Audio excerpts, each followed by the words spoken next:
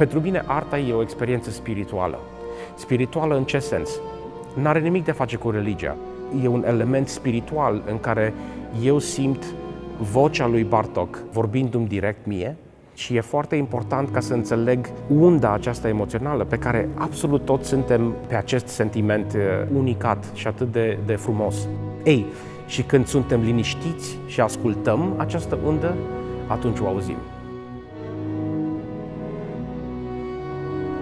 Ne ridică unda asta mai aproape de cer? Eu cred că ne ridică mai aproape unul de celălalt, mai mult decât de un cer. Pentru că cerul, pentru mine, e o justificare a ceea ce nu avem. Și ce nu avem este mai multă unitate. Dacă ne-am axat mai mult pe această unitate personală, poate n-am avea nevoie de a justifica un cer.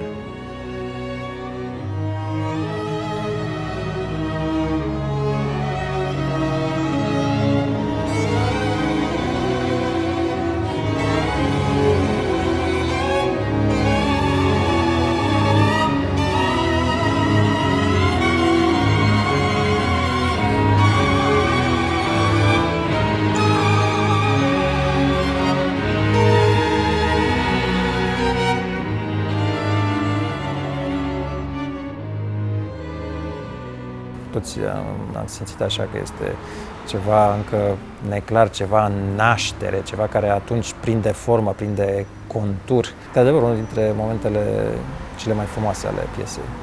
Începutul părții a doua este alb.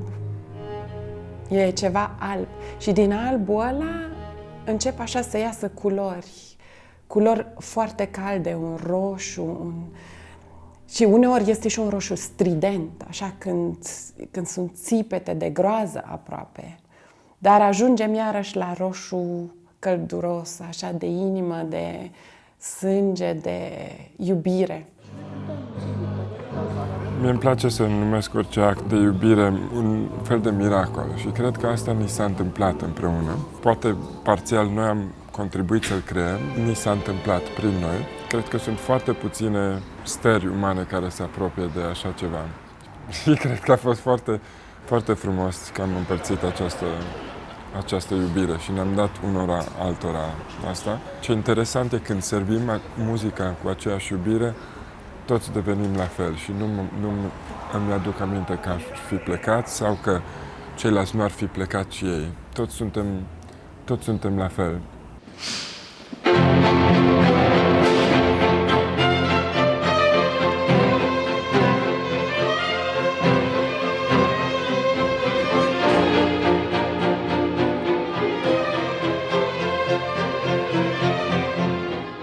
Un lucru care e greu e când facem acest pochissimo allargando în măsura 12 sau dau înapoi de B, să facem crescendo.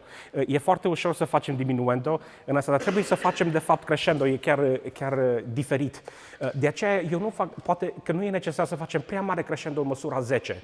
Deci sol la si do, sol la si do, sol la si do, sol la si do, fa do, si do, re si, sol la mi, fa fa. Și după aceea putem să reîncepem puțin tornando al tempo, dar trebuie să fie crescendo în măsura aceea, vă rog.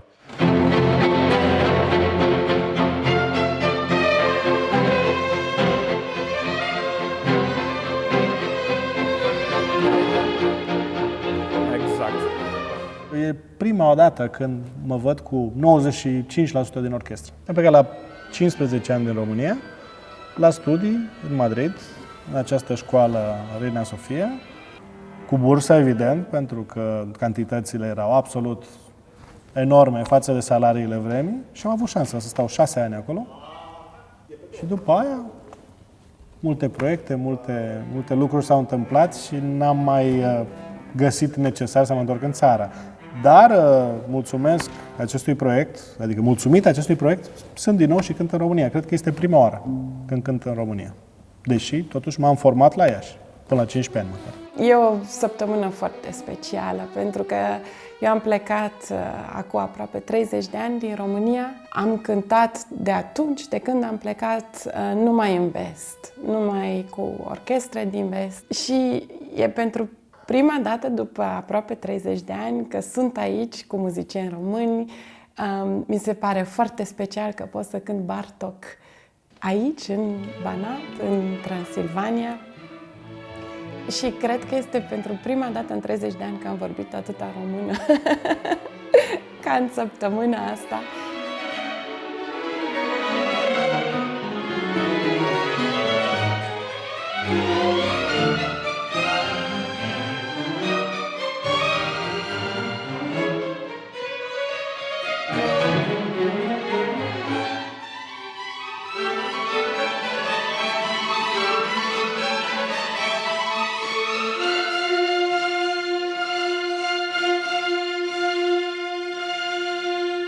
În momentul când am plecat a fost destul de dificil. În primul rând am plecat în Austria la vârsta de 18 ani și nu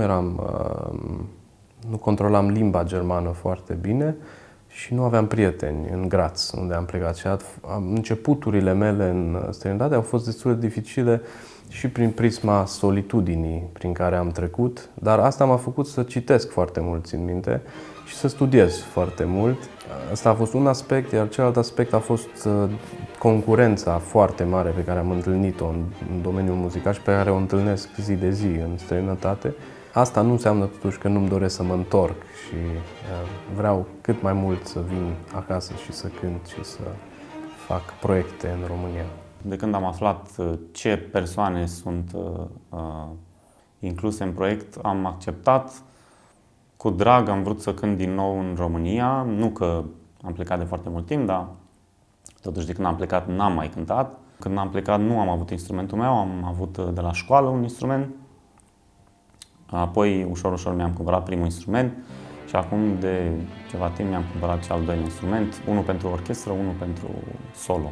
Sunt primul muzician din familia mea și cumva n-am avut niciun fel de ajutor, adică mi-aduc aminte de perioade în care părinții sau mama stătea mai mult cu mine când făceam temele, ar fi vrut să mă ajute, dar pur și simplu nu știa. Astăzi am avut o repetiție extraordinară cu maestru Macelaru și alături de colegi de-ai mei de facultate și foști colegi de la filarmonică și de la operă și din străinătate, oameni pe care am cunoscut la acest proiect. Îmi place că am ocazia să cânt la un nivel foarte înalt în România, acasă, și că pot să nu cânt numai pentru publicul din afară și să pot să dau ceea ce am învățat în străinătate, în Germania, înapoi țării mele. Impactul a fost așa, wow! Adică când am văzut nivelul de experiență și de profesionalism acolo, am zis că ok, poate nu eram pregătit pentru chestia asta, dar hai să văd dacă pot să țin pasul cu restul. Principiul a fost și acela tocmai de a pune alături un bursier, alături de un coleg de-al său mult mai experimentat. Deci nu au fost așa pupitrele celor buni și pupitrele celor învățăceilor, care să rămână undeva așa în spate și să tot tragem de ei. Deci au fost, aș spune, integrați cât se poate de organic în orchestră și lucrul acesta s-a văzut, s-a simțit, adică nu au fost niciodată pasivi sau nu au rămas niciodată în urmă, aș spune. Pentru mine este o experiență foarte frumoasă, este ca o gură de proaspăt. Avem și o șefă de partidă foarte bună, care ne adună și ne dă o energie foarte bună. Azi am avut prima repetiție cu Romanian Chamber Orchestra, care pentru mine este pur și simplu un vis frumos și real. Să cânti alături de asemenea muzicieni e extraordinar și mai ales mi se pare fantastic faptul că ei sunt români plecați de atâta vreme în străinătate, în mare parte, și să vii acasă, să faci un lucru atât de frumos, mi se pare absolut minunat. Este o bucurie enormă să lucrăm cu Cristian Macelaru, care este un dirijor absolut minunat și un om deosebit. Eu am mai avut ocazia să lucrez cu el împreună cu Orchestra Națională Simfonică a României și e o bucurie cu atât mai mare să-l întâlnesc din nou.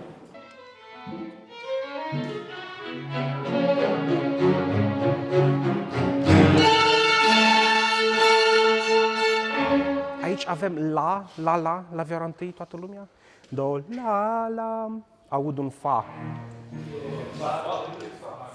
Nu, asta e greșit. E la. La, că e un la major. Lipsește o liniuță. Între prieteni o liniuță, e mare brânză. Iar apoi 62, încălzim puțin sunetul în furculiță. Asta e unul dintre cuvintele pe care le-am uitat complet. Hairpin, deci furculiță. Și apoi când am început să vin înapoi în România, mi-au spus colegii de la București, cred că eram, și mi-a spus, da, maestre, furculiță se numește, că tot nu știam, zic eu, crescendo, agrafă. Exact, e agrafă.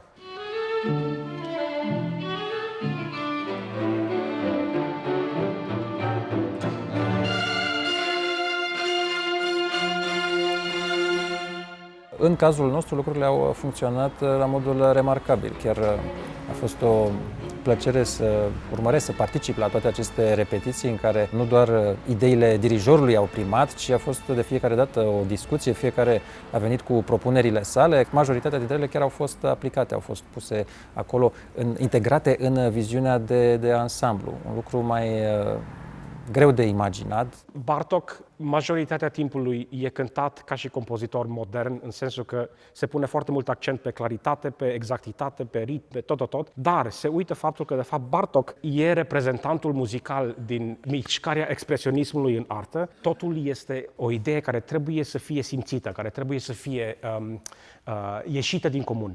Știi? Și atunci, cred că la ce se referă, e ideea... Aludecarea asta. Exact. Și de aia e și accelerandoul. Ideea e că nu e atât de important să fie exact notele perfect, cât e gestul să ajungem... Bartók personal îmi place foarte mult, piesa mea preferată din întreg programul. Probabil și cea mai dificilă piesă în același timp, dar dincolo de dificultatea ei tehnică, e vorba de această energie, această vibrație, această sevă a muzicii de inspirație folclorică, care nu are cum să te lase insensibil.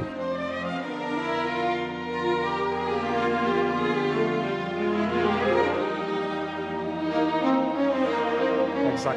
Și aici la Tranquillo, nu știu dacă întotdeauna ascultând muzica populară, să spun așa, sau folclorul transilvanian, întotdeauna, chiar în momentele cele mai bucuroase din viață, muzica melancolică e cea care devine cea mai frumoasă.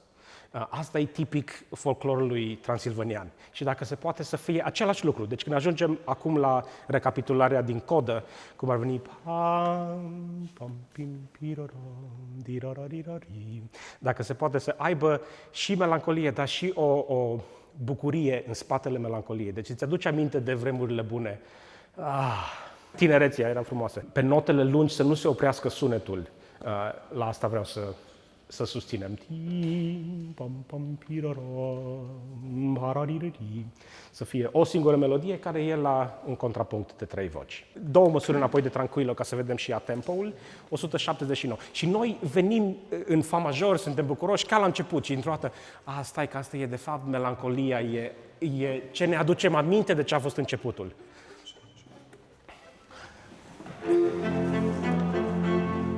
Atât de mult optimism. Și acum...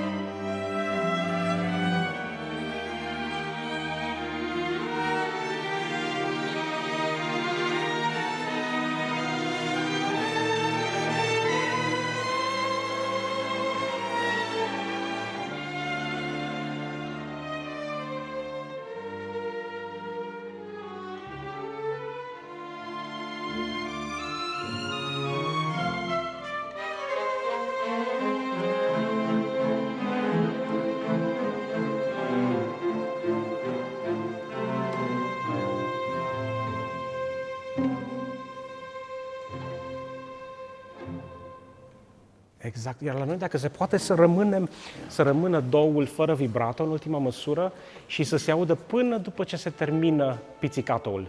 Se închide odată cu pizzicato sau mai stă puțin? Știi, de să rămână o secundă. E scris în același timp, dar dacă se poate să rămână... Exact. Să rămână ca și cum noi suntem, de fapt, ultima melodie. care nu terminăm. Normal, sigur. Sigur. La vioara a doua, noi reîncepem în măsura 193.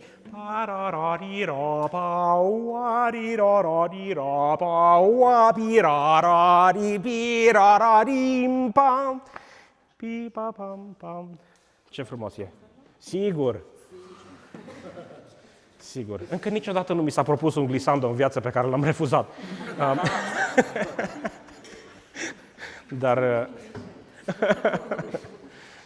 Dar asta e, pentru mine întotdeauna e foarte important de înțeles ideea că Bartók nu e muzică modernă. Poate că a fost acum 100 de ani, dar nu mai e muzică. Trebuie cântată și cu spiritul, că e absolut totul, bine, e pus așa, dar e de fapt o ie transilvaniană. Lucrare compusă în anul 1939, cu puțin timp înainte să fie forțat să plece din Ungaria în America din cauza celui de-al doilea război mondial și din cauza invaziei naziștilor. Aș cânta această lucrare zi și noapte. Cu Bartók am o relație mai apropiată, i-am citit scrisorile și în special partea a doua din Bartók pentru mine este de nedescris ce fel de atmosferă și ce fel de tensiune. Simt acolo în partea a doua toată acea tensiune pe care o resimțea atunci, în anul 1939. Și din scrisorile lui avea o mare durere referitoare la situația politică extrem de complicată de atunci. Da, oamenii aceștia au suferit enorm în acei ani și cred că în partea a doua pot să simt asta.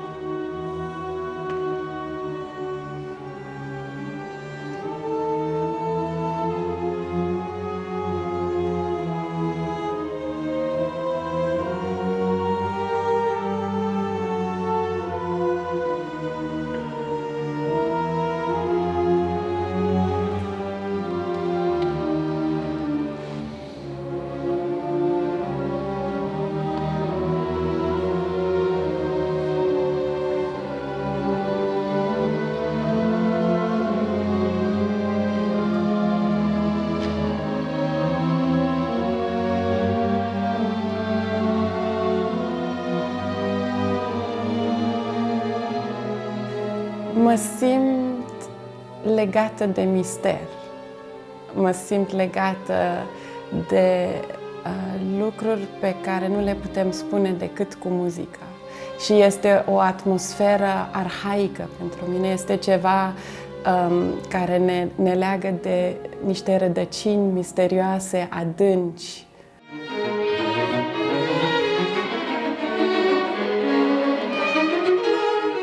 Vioara a doua e singura voce care conectează pim-pam. Cred că ar trebui tot să facem la fel când avem, deci la 192. Da, asta a fost un compliment pentru vioara a doua. Ok. Pim-pam. Dacă se poate să nu fie prea separat. Da? 184 încă o dată.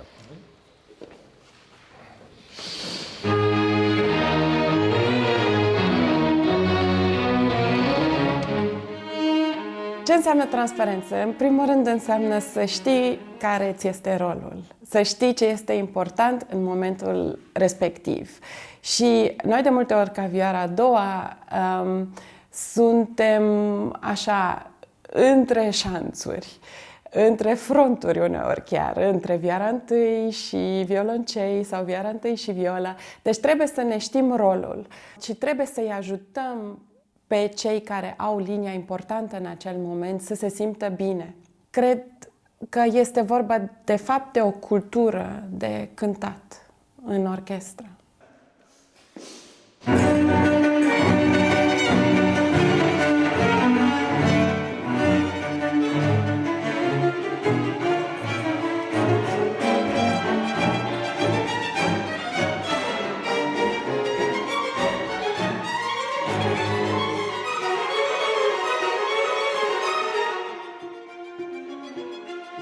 De concertul nostru depinde, într-adevăr, toată orchestra, dar de primul violoncel și de primul pupitru depind, să zicem, toate corzile grave. Deci dacă eu nu mă uit la Alexandru Tomescu, e o ruptură, e o chestie care se întâmplă și e greu. Sunt obișnuit, sunt de 20 de ani în dreapta.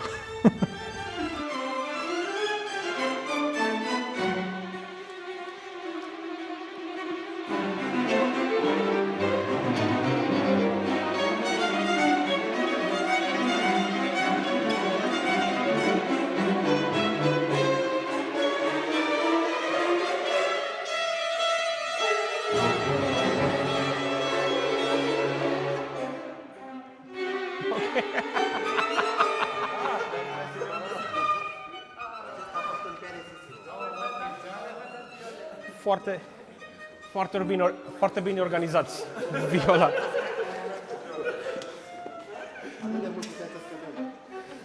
Deci, dacă se poate la violă, când termină restul orchestrei de cântat, să rămânem forte, da. Da. Cred că spune despre Cristian Măcelaru că e o fire extrem de deschisă și cum a spus el de la bun început, într-un fel foarte nobil, a spus că el dorește să se atașeze nouă în căutarea noastră de frumos în aceste lucrări. La fel, mi s-a părut extraordinar din partea lui Alexandru Tomescu să văd că are aceeași incredibilă deschidere. De ce să spun nu? Nu, mi-a plăcut că tocmai este o provocare, era ceva ce n-am mai făcut de foarte multă vreme. Și am vrut să văd dacă sunt în stare să fiu suficient de maleabil, suficient de flexibil. Fără îndoială că am făcut numeroase greșeli de-a lungul repetițiilor, dar partea importantă pentru mine este că am învățat. Da, cred că cu cât ești mai liber, cu cât îți dai seama că poți să înveți de la ceilalți. Nu vii cu părerea ta și cu cutia ta, cu sertarul tău. Nu, ești deschis pentru ceilalți și te bucuri că poți să înveți de la alții, ceea ce nu înseamnă că tu nu știi sau tu nu ești la un anumit nivel. Dacă n-ai fi la acel nivel, n-ai fi aici. Există respect. Eu cred că un dirijor nu trebuie să îi învețe pe muzicieni cum să cânte, cât mai degrabă să le transmită acele idei, să însuflețească muzica, să-i dea viață și să-i dea o direcție, să-i dea o energie. Repetițiile cu Cristian Măcelaru păreau că trec prea repede, adică se terminau înainte ca să ne fi dat seama că am obosit cumva. A știut să facă muzica interesantă, a știut să ne provoace pe fiecare dintre noi să ne implicăm și să dăm tot ce avem mai bun.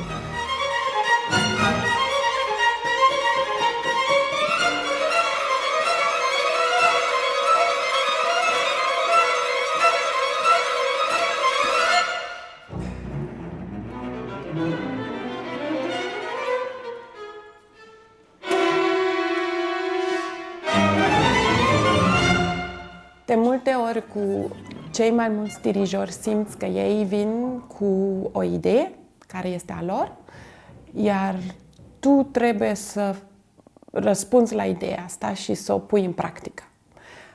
Deci ceea ce prezinți tu este mai puțin important decât ceea ce prezintă ei.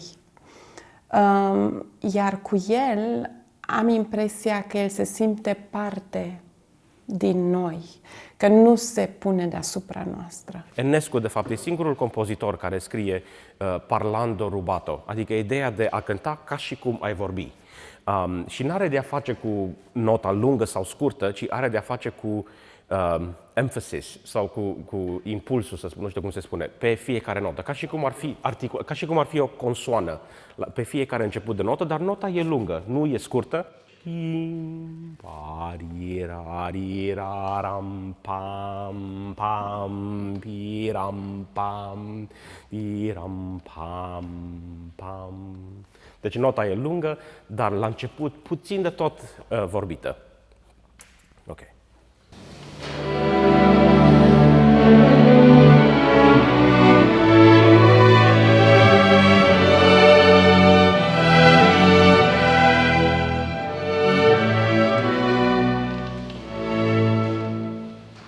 Pentru mine, un dirijor mare înseamnă un dirijor care vorbește prin bagheta sa. Cristian Măcelaru este unul dintre oamenii care ar putea foarte bine să nu spună niciun cuvânt la repetiție și chiar cred că într-o proporție destul de importantă, orchestra ar înțelege fără să vorbească despre ceea ce este vorba. Eu nu m-am uitat deloc la mână, acum realizez.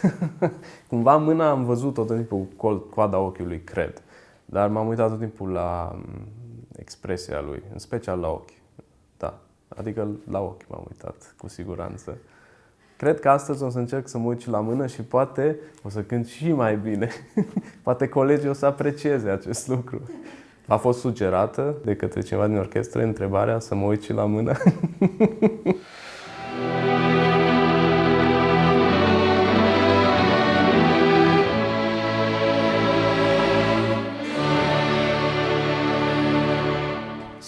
Se poate să auzim, știu și apreciez faptul că vă uitați la mine și încercăm să găsim exact unde se termine, dar cred că mai important este să e combinația de 60-40%, în care 60 nu mai ascultăm și 40 ne uităm. De ce? Pentru că este un moment critic într-un crescendo când se termină crescendoul. Și de obicei asta nu se poate face decât ascultând. Și ascultați momentul critic, că imediat se înțelege, nici nu trebuie să dirigezi, imediat se înțelege tim, pa-pam, și după aia e vina mea.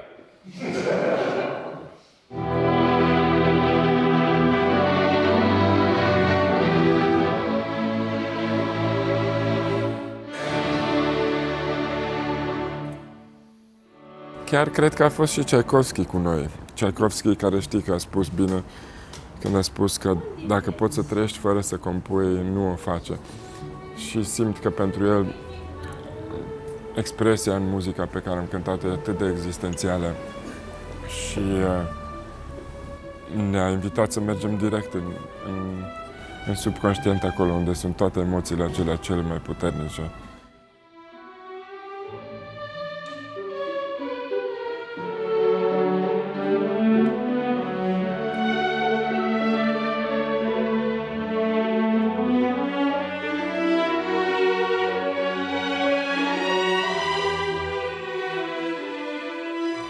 Repetițiile sunt locul unde se întâmplă cel mai faină chestie. E laboratorul, practic, în care căutăm frumosul împreună și dacă îl găsim, câteodată se face un click și simțim toți, Doamne, așa, simțim totuși mult mai mult ce se întâmplă. De ce? Fiindcă e o chestie să decizi despre o articulație dacă e scurtă sau lungă, dar mai adânc căutăm imaginea poetică. Când ajungem la 70, dacă se poate, imediat să gândim molto expresiv, să aibă ideea asta de îmbrățișare. La mine totul e o îmbrățișare, toată muzica e o îmbrățișare.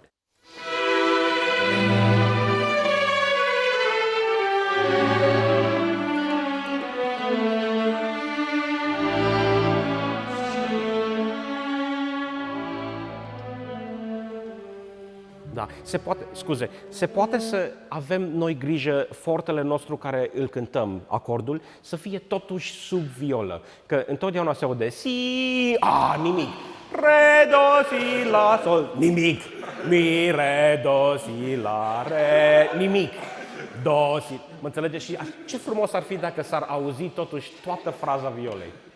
Nu? Încercăm încă o dată. Dacă se poate, noi să nu facem fortepianul pe accent, să fie si, re, do, si. Da. 2.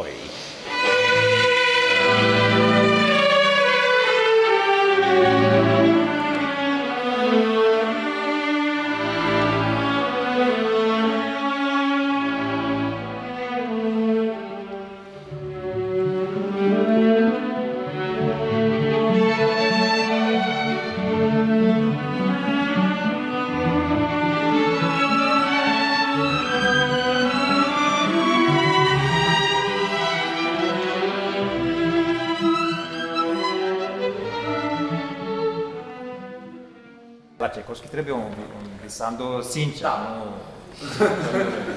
Nu așa cum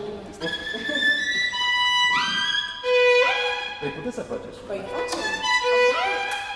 Exact, e așa au făcut. Hai să încercăm încă o dată și poate dacă toată lumea face glissando,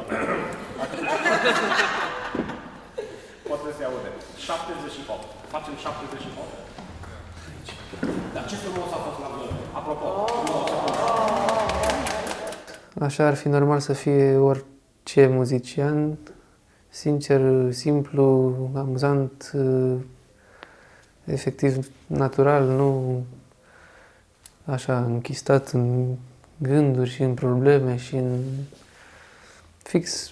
fix un copil, de fapt. Că de aici vine și simplitatea de care ne vorbește.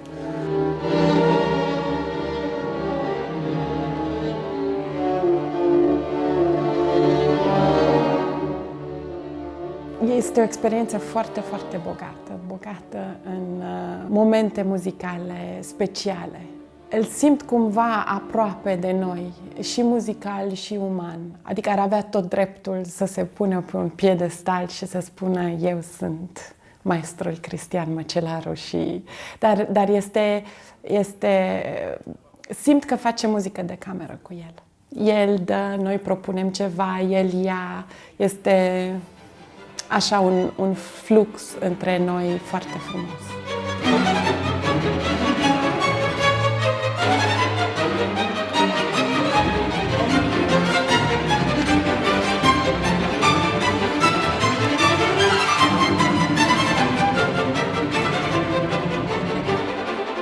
Lucrăm cu frecvențe, lucrăm cu sentimente, lucrăm cu energii.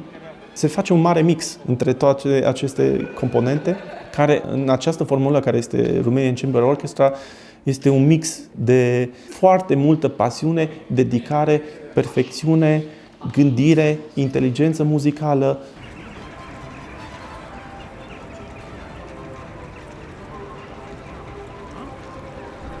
Una din imaginile mele preferate pe care maestru Măcelaru le-a folosit a fost vals transilvanean. Familia mea și vine din Transilvania, mă simt extrem de aproape și de muzică și de locuri și de accent, dar acest vals transilvanean îl regăsesc efectiv acum, îl simt în prima parte din Bartók. Asta încerc de foarte mult timp, să reușesc să conving oamenii că Rapsodia lui Enescu, re majorul, Rapsodia, e de fapt un vals transilvanian. Rim, pam, pam, pam, pim, pa, pa, pa, pre, pa, pa, pa, pra, pa, pa, pa, pam. Și nu poate să fie pa, pa, pa, pa, pi, pa, pa, pa. Exact și aici trebuie să fie la fel. Pi, ri, ra, ri, ra, ra, ri, ba, ri, pam, tram, tri, ri, ra, ri, ra, ra, ri, ba, ri, pi, tram, tri.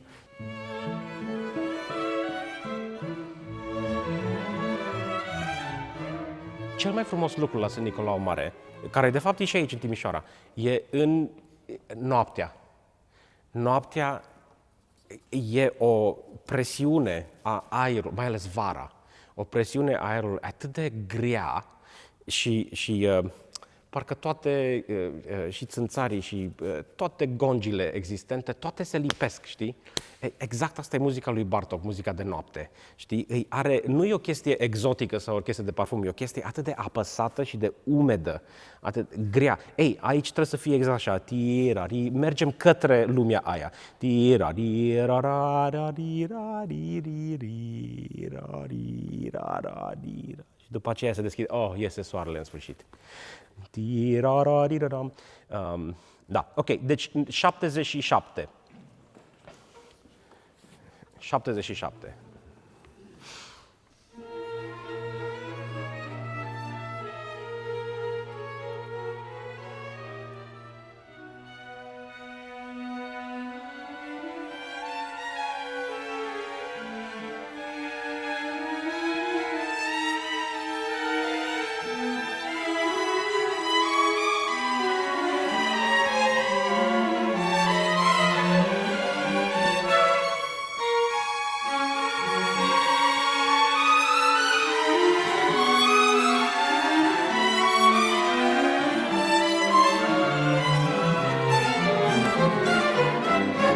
Am observat că între violonceliști există o prietenie extraordinară și cei care vor auzi și sunt de și sunt muziciani pot să confirme acest lucru. Nu știu, se spune că violoncelul stă aproape de suflet și asta ne face poate mai umani. Crezi că ar fi mai vie, mai appropriate expresia pe care o cauți, o căutăm, Dacă nu separam pe două arcușe fortissimo, ci e doar o chestie în loc de Da, ca să susții un...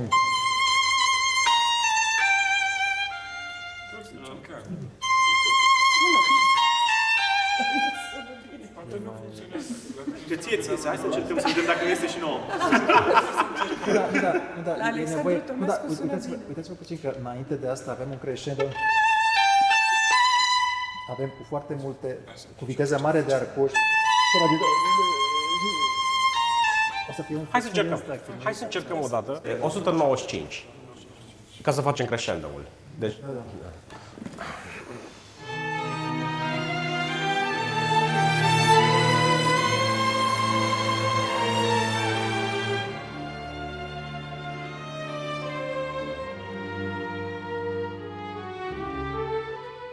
Dacă le arătăm tinerilor ce înseamnă energia și pasiunea cu care cântă mari soliști, nimic nu poate fi greu. Timpul nu se mai scurge minute sau secunde, ci pur și simplu este vorba de momente, de imagini și de senzații, memorii, amintiri și sentimente. Asta cald.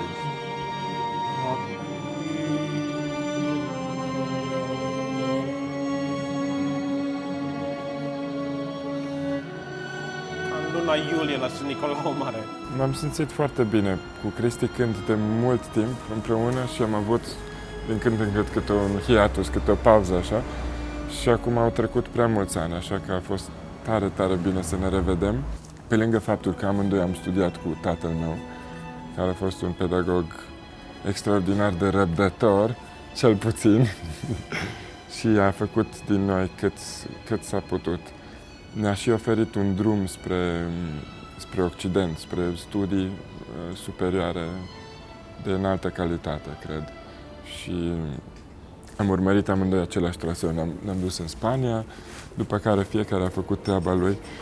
Așa că pentru mine e o revedere de familie și m-am bucurat enorm să pot să-l susțin în acest proiect de vis pe care probabil singur mi l-am dorit de mult, dar niciodată nu m-am simțit capabil să mă ocup de partea organizatorică. Cristi a fost grozav, fiindcă totdeauna sunt părți pe care le recunoaștem din noi în celălalt. E ca un fel de oglindă foarte sinceră acolo.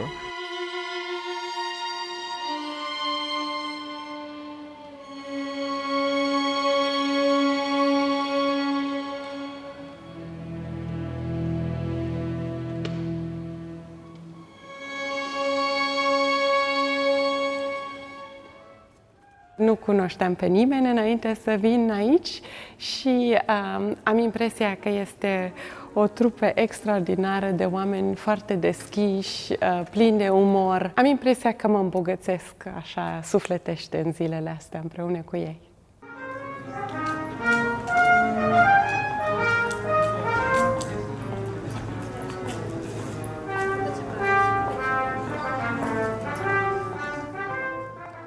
La 317 e diferența de a cânta folclor la o nuntă, iar când începi tu, la 330, intrăm în club.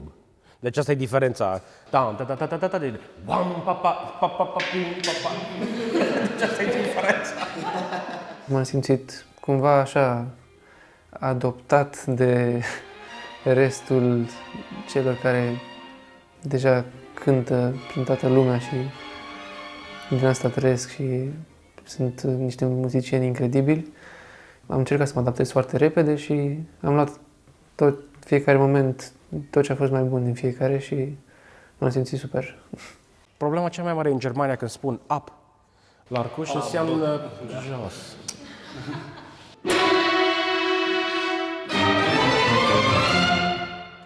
Nu mai puteam, adică abia așteptam să intru pe scenă, să cântăm, să văd cum o să fie în concert, că la repetiții suna bine, eram închegați așa pentru niște oameni care nu ne-am mai văzut niciodată.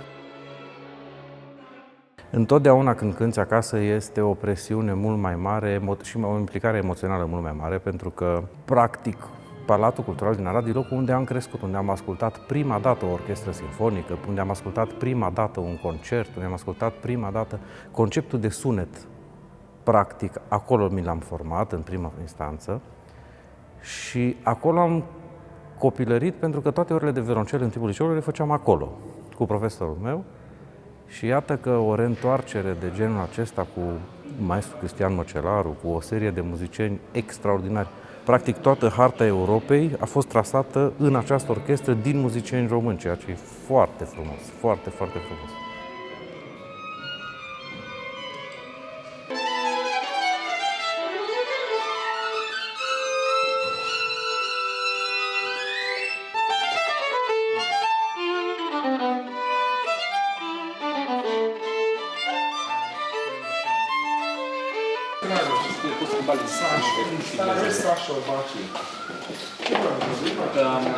Am plătit-o să mă filmez.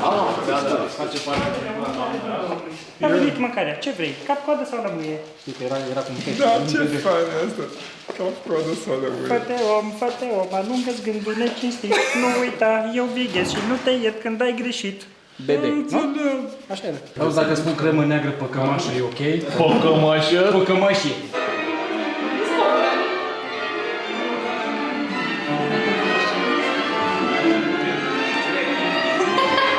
Așteptăm să intrăm pe scenă. Ce stăm în culise.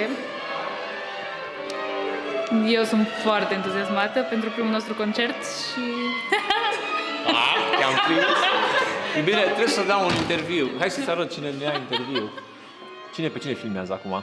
Aveți în față pe cea mai importantă violonistă de tânăra generație, care vorbește serios. Foarte tare. Energia orchestrei este una specială. Ne-am decis să cântăm și în picioare, cumva să fim 21 de soliști. Pentru mine este un moment extraordinar, un moment aproape filozofic, așa cum începem un concert de pildă. Pentru că înainte e nimic și dintr-o dată e ceva. Și este un moment magic, foarte important.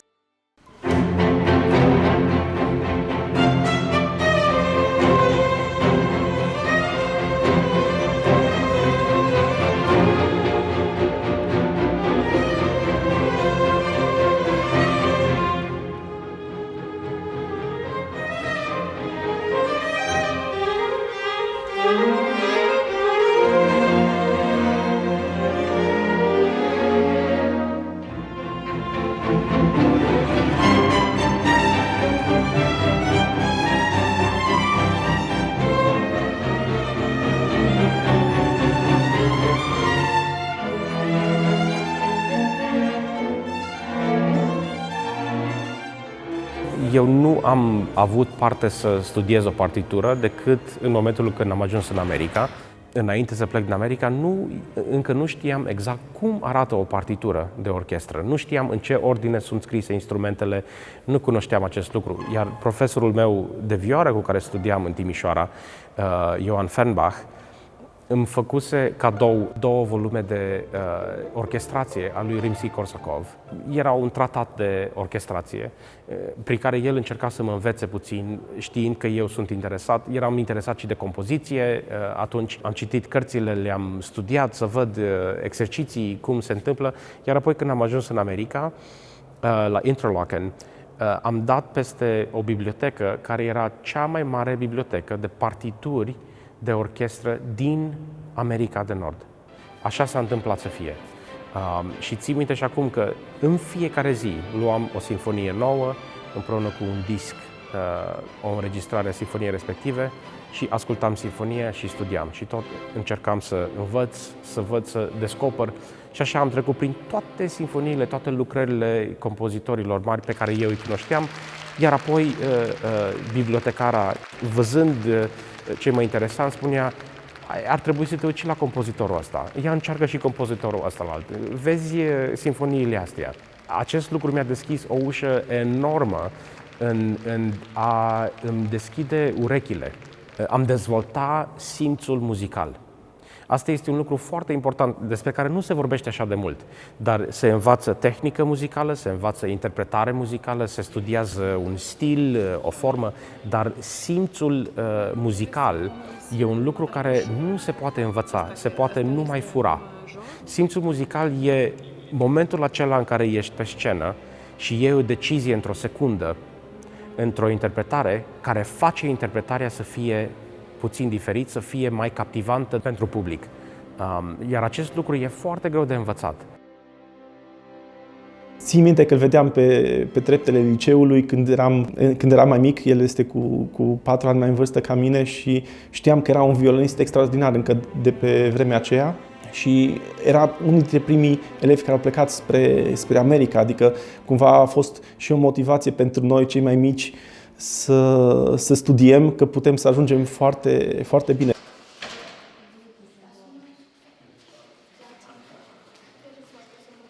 Am, de fapt, două memorii foarte importante pentru mine. Prima este când eram ascuns pe ultimul rând, să spun așa, pe ultima bancă, și eram ascuns sub scaune pentru că Filarmonica avea repetiție aici și așa am ascultat prima oară Sinfonia a Noua de Dvorak. Țin minte și acum ultima parte, am stat și am ascultat-o de acolo, dar n-aveam voie să fiu în sală pentru că și chiuleam de la ore ca să ascult repetiția, dar n-aveai voie nici în sală ca și elev. Asta e o memorie care nu o uit niciodată. Iar apoi, mai târziu puțin în liceu când eram, țin minte că am venit și am asistat la o repetiție cu Eric Bergel, care a venit și a făcut Pasărea de foc, complet baletul Pasărea de foc de Stravinsky.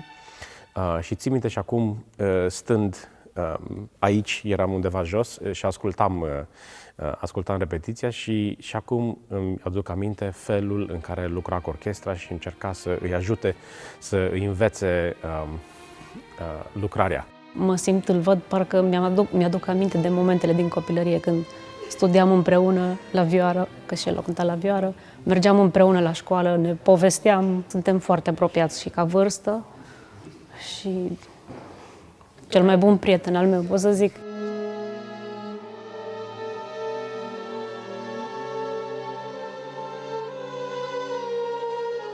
Bartók întotdeauna mă pune într-un stadiu emoțional unicat. Nu știu de ce. Niciun alt compozitor nu mă aduce în același loc spiritual, să spun așa. Așa cum și el a trăit o viață în care a plecat din pământul natal, a trebuit să fie un imigrant toată viața și întotdeauna momentele cele mai pure și cele mai frumoase, cele mai sentimentale din muzica lui se referă la copilăria lui, la muzica pe care a auzit-o în copilărie, muzica pe care a încercat să o documenteze ca și adult, la care se tot reîntorcea. Și pentru mine această paralelă o văd în viața mea. Am emoții extraordinare când aud muzica aceasta care mi-aduce aminte de copilăria mea. De fiecare dată sunt copleșit de frumusețea unui gând sau a unei note care reprezintă un gând nostalgic.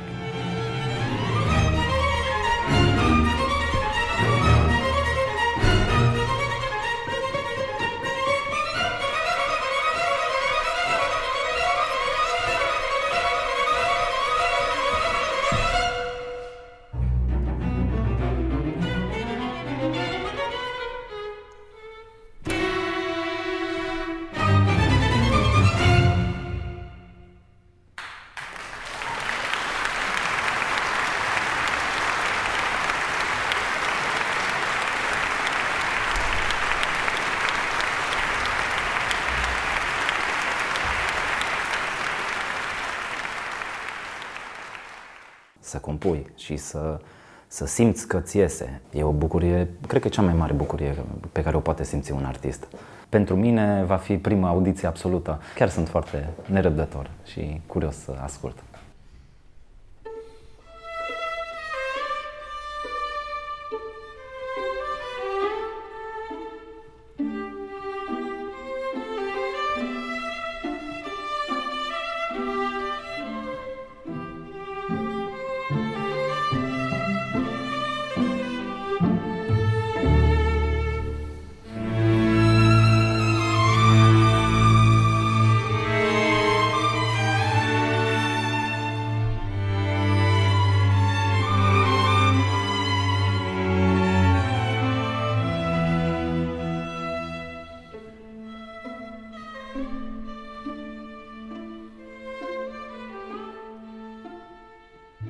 Pentru mine Bartók a fost chiar un fel de idol, un fel de maestru. Mai ales în perioada în care am schițat primele idei pentru microdivertisment. Deci chiar atunci eram în plin studiu pe Bartók.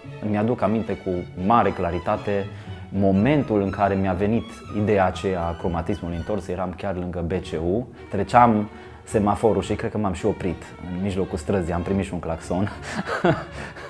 Mi-a venit acolo ideea, nu știu ce, o fi venit spiritul domnului Mușlea de acolo, nu știu, de prin BCU. Uite că acum piesa aceea a luat viață în sensul adevărat al termenului. Este vorba de un fel de sinteză folclorică, dar cu subtile elemente bartokiene. Chiar în prima temă, mi, re diez, do, re, becar, în mod normal. Asta este o trăsătură melodică așa avansată, dar m-am străduit să fie cât mai accesibilă cu putință. Adică da, arătăm ce putem, dar dacă sună totul firesc și pentru un public larg are sens, atunci ne-am atins țelul. Cel puțin asta este gândirea mea, crezul meu artistic. Când am văzut postarea celor de la Romanian Chamber Orchestra, am zis, asta s-ar putea să fie momentul de a finaliza lucrarea. Și iată că am făcut și surprinzător am și luat premiul, care este un premiu mare. Nu în orice zi ți se dă să-ți fie cântată o lucrare la un nivel de tipul ăsta. Deci să fie oameni 1 și 1, dirijori 1. E o bucurie mare.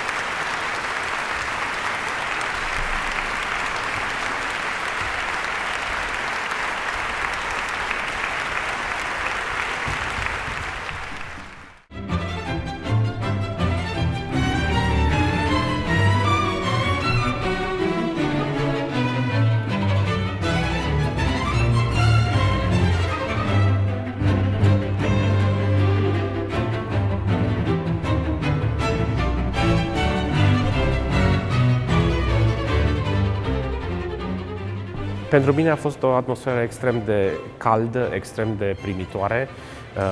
Am fost foarte încurajat de faptul că am simțit toată lumea a venit nu atât de mult ca să vadă cum ar fi orchestra aceasta, ci a venit deja știind că se vor îndrăgosti de proiectul pe care l-am făcut.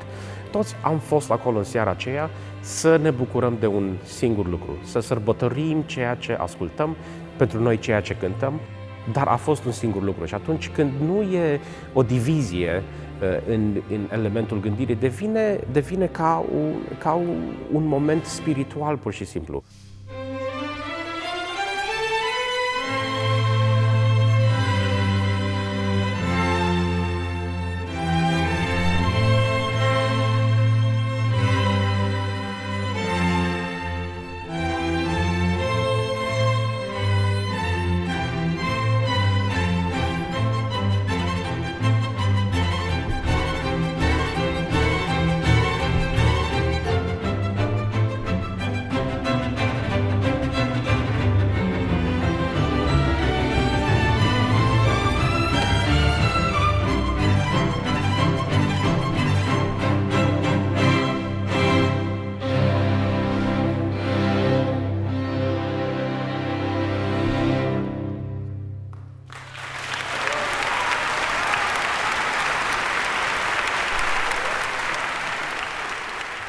Nu știu dacă părinții mei au avut o înțelegere filozofică în a ne încuraja să facem muzică, cât cred că ei au avut o înțelegere mai simplă, dar mai directă în ideea că muzica face o viață frumoasă.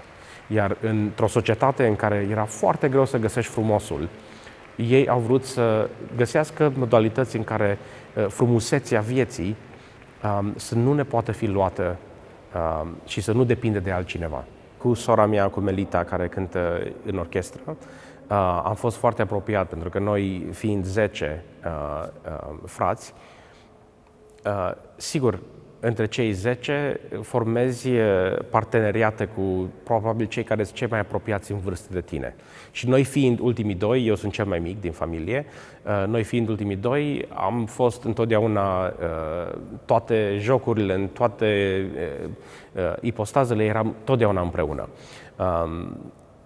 Ei, și un lucru pe care l-am făcut când am ajuns în America și pe care mi l-am dorit să-l păstrez, am făcut toate eforturile posibile, din toți banii care i-am făcut, din absolut tot ce am putut să păstrez sau să câștig, a fost întotdeauna primul lucru în cumpăram bilet de avion să mă întorc acasă.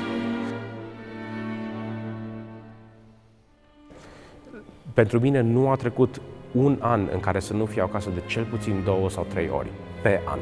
Și acest lucru a fost foarte important pentru mine, deoarece noi, ca și familie, ca nucleu familial, am fost foarte, foarte strânși. Și eu, și fiind cel mai mic care am plecat de acasă, cred că a avut un impact foarte mare pentru toți, și pentru mine și pentru ei.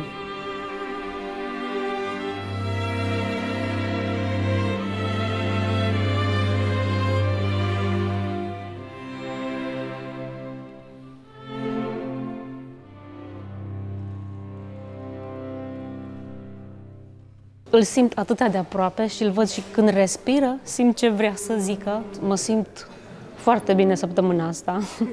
Aparte că sunt în Timișoara, în orașul meu natal, cu familia mea, cu Cristi, și am venit cu mare drag, de-abia am așteptat săptămâna asta să vin. Sunt atât de bucuroasă că pot să cânt cu Cristi. Nu știu, e ceva, pentru mine, să zic așa, e o împlinire.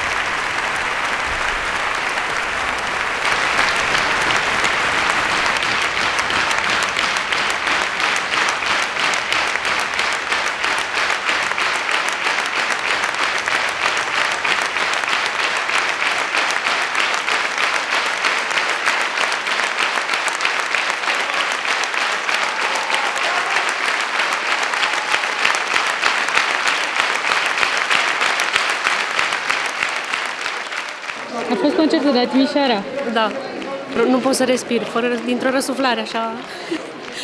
Emoții la maxim, tensiune mare, frumos.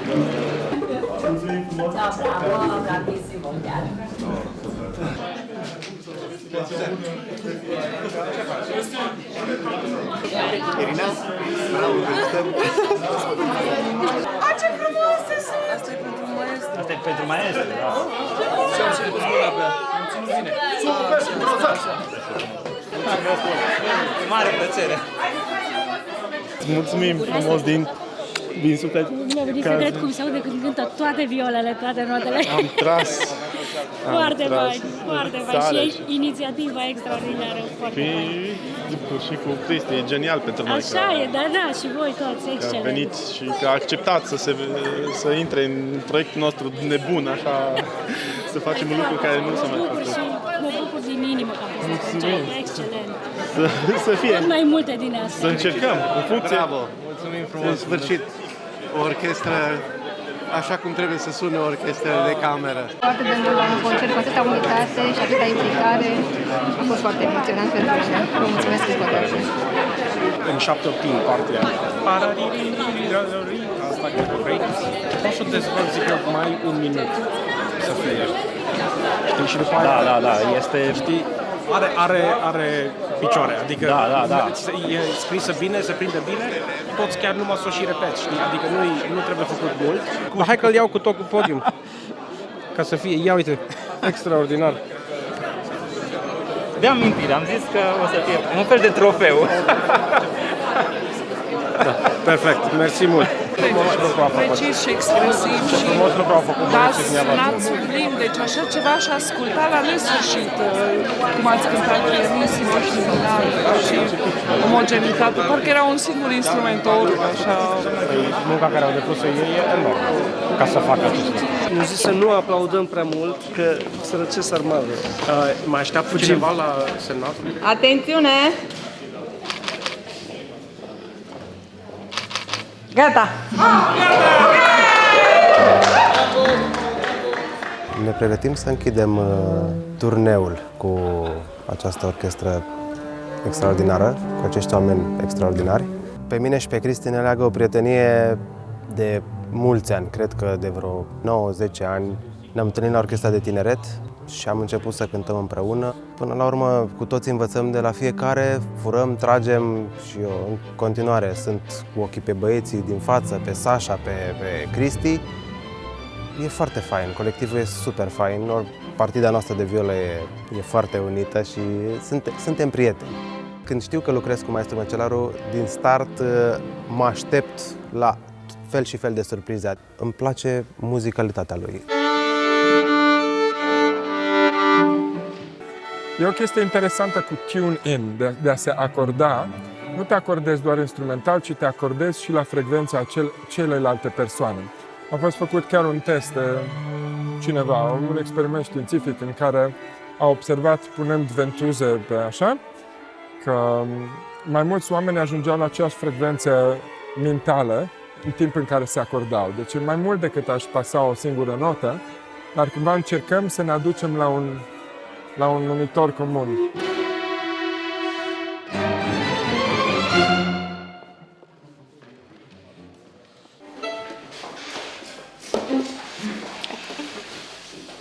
Așa că ceva nu e în regulă. Pe cuvântul meu, acum am apărut prima dată și ceva nu e în regulă. Nu, deci parcă cu construcție, nu se îmbină bine pe aici. E o nebunie. E o nebunie înainte de concert tot timpul.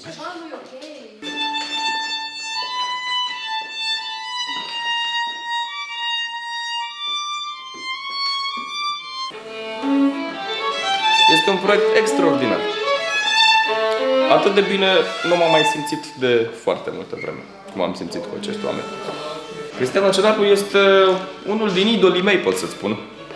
Mai ales că a pornit din orchestră, ca și concertmaestru, și la un moment dat a decis să pună mâna pe baghetă, un lucru pe care vreau și eu să-l fac într-o zi. Poate, nu știu, un vis ascuns.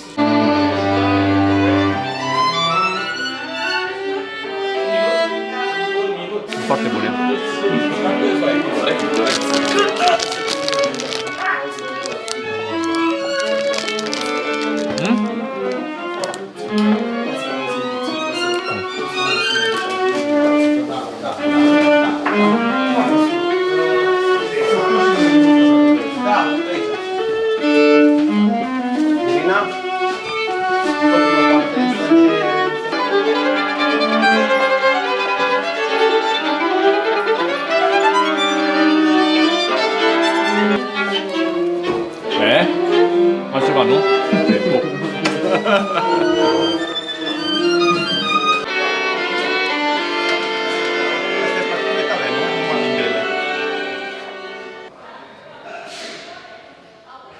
totul e schimbat, dar e schimbat în bine. Mă simt acasă, înțeleg umorul, înțeleg felul de a face muzică. Toată lumea e deschisă, prietenoasă. Toți suntem aici în același spirit. Îmi face bine.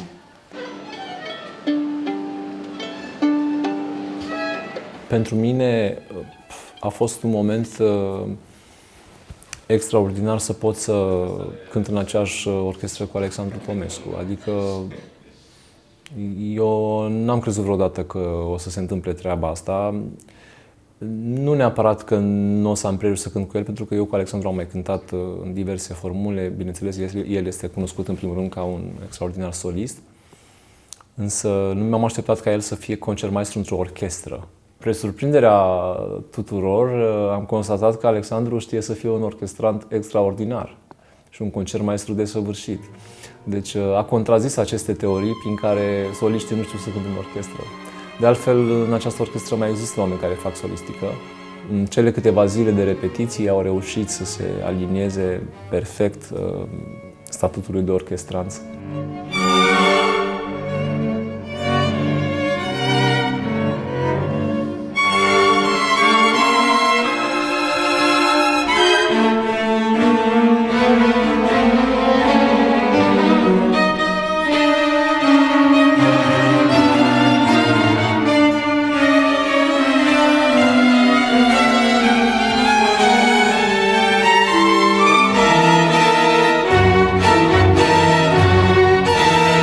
Muzica lui Bartók este încărcată de simboluri și de elemente ale naturii. El a văzut că în natură nimic nu moare, totul se regenerează, iar el credea în viața eternă.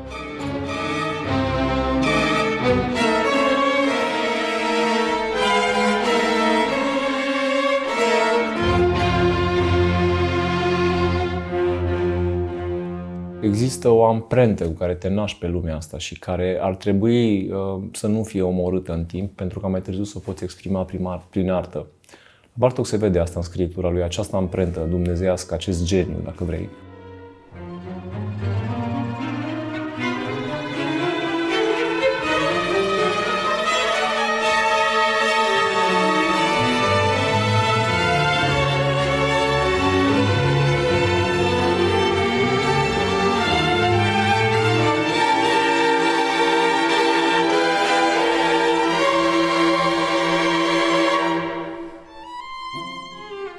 Pentru mine, muzica e ca viața, da? Ca să înțelegi viața, trebuie să înțelegi și moartea. Și la fel este cu muzica. Ca să înțelegi muzica, trebuie să înțelegi și liniștea.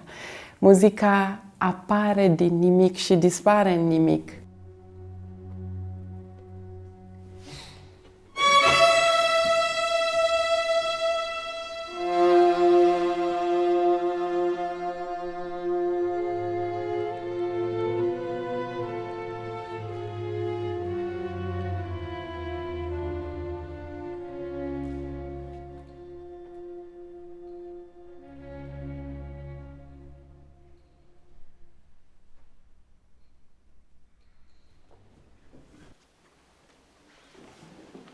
Caut și eu personal în concert să nu încerc să reproduc ceea ce a fost în repetiții, dar să ne lăsăm pradă momentului, să spun așa asta. Dar mie îmi și place să am contact vizual cu muzicienii și să ne inspirăm unii pe alții și până la urmă să împărtășim momentul muzical.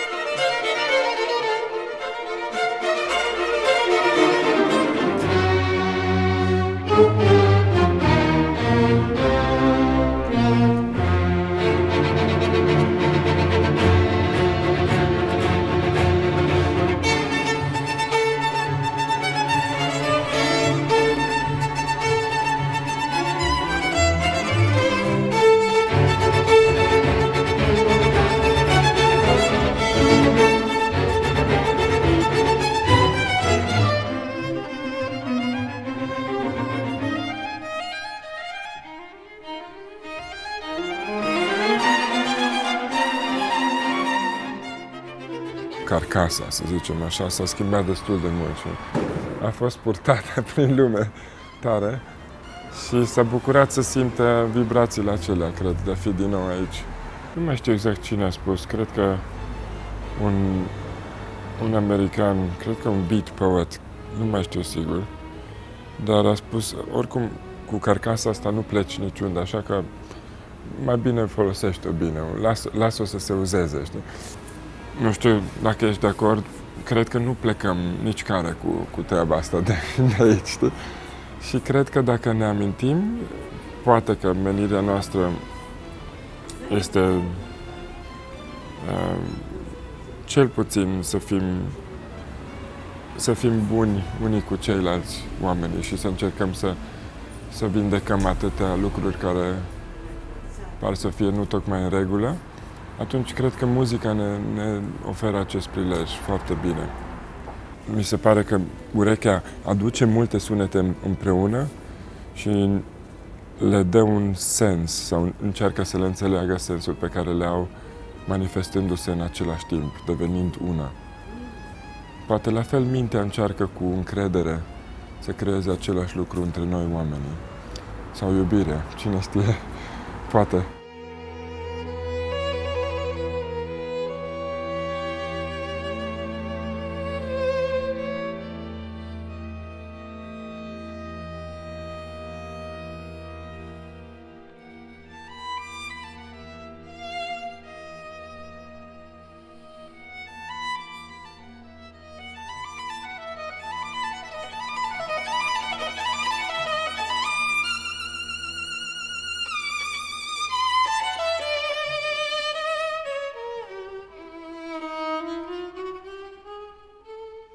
Pentru mine plecarea în America a fost, sincer să fiu, nu am realizat ce este. În primul rând a fost prima dată când m-am suit într-un avion. Și pe vremea aceea era cursă directă Timișoara-Chicago. Țin minte că m-am urcat în avion neștiind absolut nimic. Îmi imaginam un loc și o școală în care toată lumea e de o performanță extraordinară și eu voi fi poate ultimul care să reușesc să fac ceva. După primele 3 luni de zile, nici nu mai știam, sincer vorbesc, nu am mai știut pur și simplu cum mă simțeam când eram în România. Totul a fost atât de rapid, atât de un impact atât de puternic. Țin minte și acum prima repetiție de orchestră în Timișoara fiind, și asta este un lucru care mă doare foarte tare și acum, nu se pune accent absolut deloc pentru a crea o orchestră într-un liceu de muzică, o orchestră adevărată, care să cânte cu copii 12, 13, 14 ani. Încă nu se pune accent pe acest lucru care este criminal pur și simplu. Ei, când am ajuns în America la vârsta de 17 ani, în orchestra școlii, care înainte de a veni prima repetiție a trebuit să dăm un examen, iar apoi fiecare am fost plasați în orchestră vis-a-vis de abilitățile noastre de a cânta. Și am rămas extrem de surprins. În urma acestui examen am fost pus concertmaestru. Și când am ajuns la prima repetiție, țin minte și acum, am făcut tricornele de Manuel de Falla. Și când am văzut că de la prima repetiție toată orchestra a reușit să cânte piesa de la început la sfârșit și a sunat bine chiar, mă gândeam, vai, dar asta este o orchestră profesională? Unde am ajuns? Ce s-a întâmplat? Și aceasta m-a făcut să mă îndrăgostesc pur și simplu de ideea de a cânta într-o orchestră sau de a fi parte dintr-un ansamblu cu mai mulți instrumentiști. O idee care nu se promova în liceu sau în școlile de muzică din România. Nu se învăța pe vremea aceea ce importanță are rolul fiecărui orchestrant în orchestră, în care numai atunci devine o orchestră extraordinară, în care fiecare instrumentist are o identitate foarte puternică. În momentul în care fiecare instrumentist își aduce identitatea puternică, se creează o voce a unui ansamblu. În momentul în care separăm și spunem, stați că noi suntem numai în orchestră, nu trebuie să contribuim așa mult, atunci se creează un spațiu gol care nu are suflet, nu are o voce. Fiecare instrumentist într-o orchestră trebuie să meargă la repetiție ca și cum ei sunt singura persoană care cântă Sinfonia de Brahms.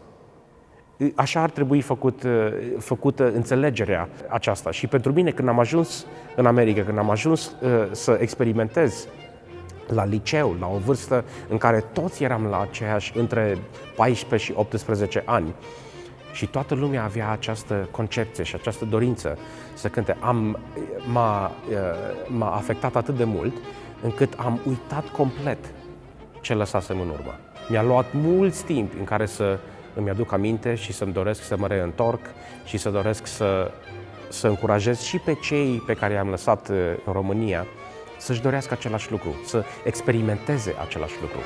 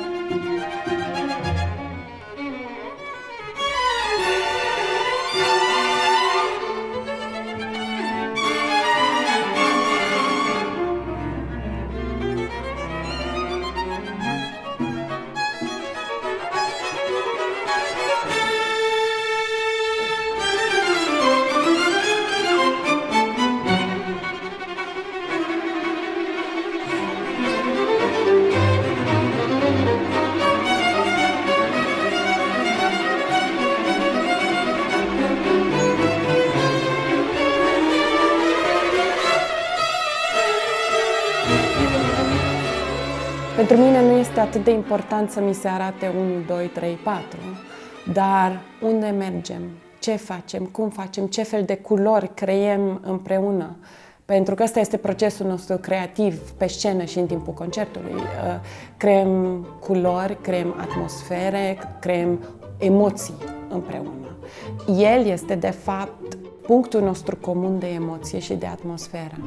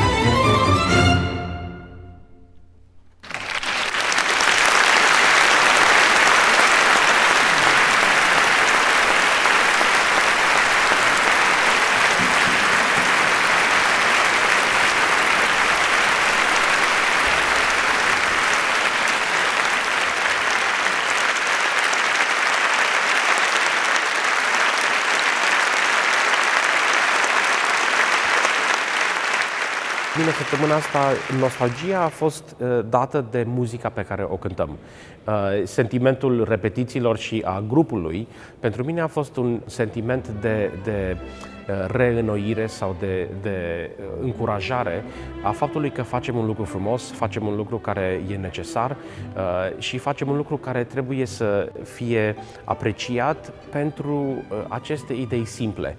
E adevărat, arta și cultura nu sunt lucruri care ne ajută la viață și la moarte. Arta adaugă motivul pentru care ar trebui să supraviețuim.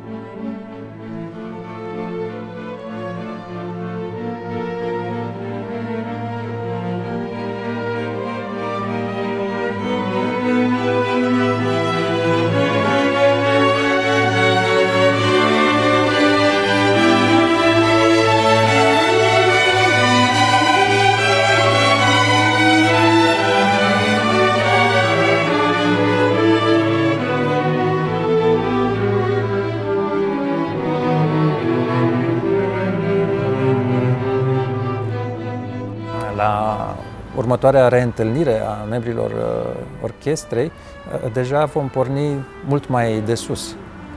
Că avem deja niște conexiuni create între noi, avem deja un sunet pe care sunt sigur că mulți dintre noi îl vor păstra așa în amintire, în urechi. Și cred că cel mai important e să știi ce vrei să crezi, să știi unde vrei să ajungi. Cel mai important triumf e în momentul în care ajungi la adevăr în muzică, adevărul despre care vorbea Celibidache, în momentul în care ești liber în actul interpretativ. E adevărat că asta se întâmplă atunci când ai și publicul în față, pentru că publicul îți oferă la rândul lui empatia și energia și dragul lui.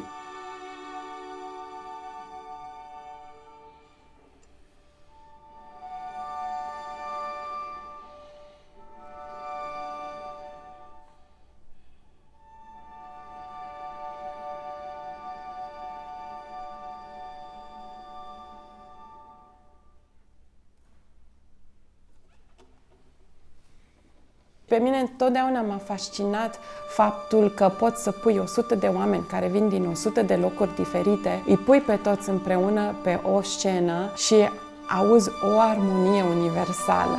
Aceasta este cea mai frumoasă experiență, așa, în lumea asta care se fragmentează în timpurile noastre. Acum noi suntem un exemplu că se poate împreună. Suntem un fel de Națiuni Unite prin muzică.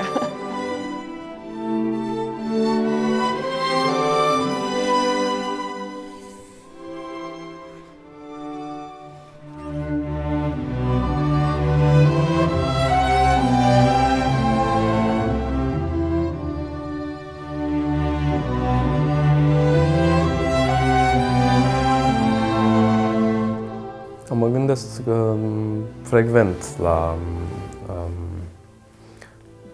subiectul acesta al vieții care are un sfârșit.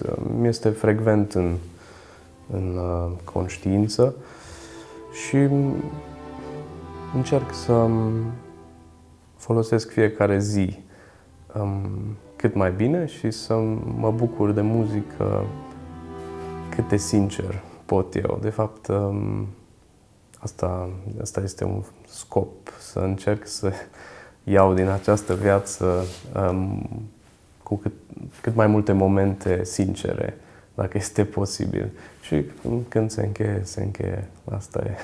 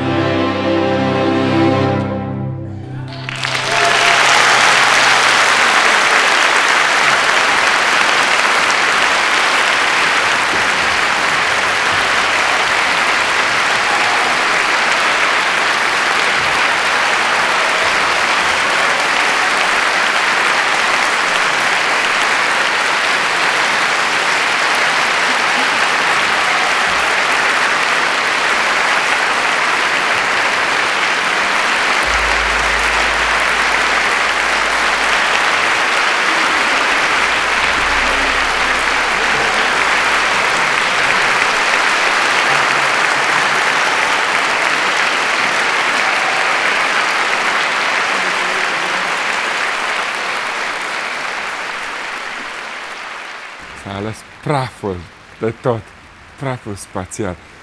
Ce rămâne după? Da, asta mi-a prins acum chiar la capăt. E adevărat. Ce rămâne după?